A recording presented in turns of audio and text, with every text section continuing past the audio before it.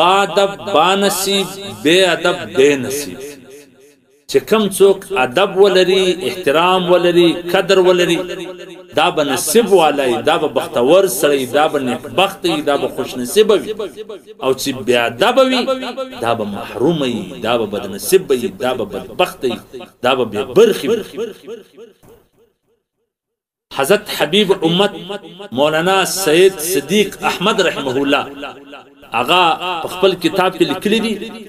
چې یو ورځ یو چا د نهر پر غاړه اودس کاوه نو حضرت امام احمد بن حنبل رحمه الله رالی دا هغه سړي سکشته کښېناستي اودس یې شروع نو هغه عامي سړی هغه چې وکتل چې دا زما اوبه پر امام احمد بن حنبل رحمه الله باندې ورځي دا یو بې ادبي ده نو د ده سره واوښتي هغه بل د هغو سکشته طرف ته اودس شروع چې د ده اوبه پر ما راشي کله چې دا وفات سو نو چا په خوب کې ولید چې الله څه معامله سره وکړل الله زه د هغه ادب د ول سبب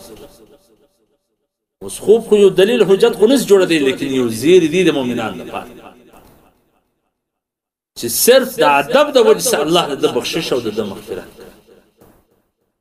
نو نن زموږ د ځوانانو زموږ د خلکو بدنصیبي ده چې بیا د بیره کې پیدا نه د مسجد ادب کو نه د قرآن ادب کو نه د اوراق مقدسه ادب کو نه د یو سپینږیري ادب را سره ستا نه د یو عالم ادب را سره ستا نه د یو دیندار ادب را سره ستا دا ټول ځوانان داسې د بې ادبۍ څخه داسې ډک ځکه محرومه یو د هر څه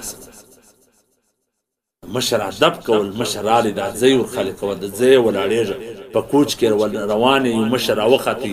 ځای ورته ولاړېږه اگر چې هغه مسلمان اګسنی تا ته د هغه احترام د هغه د ادب کولو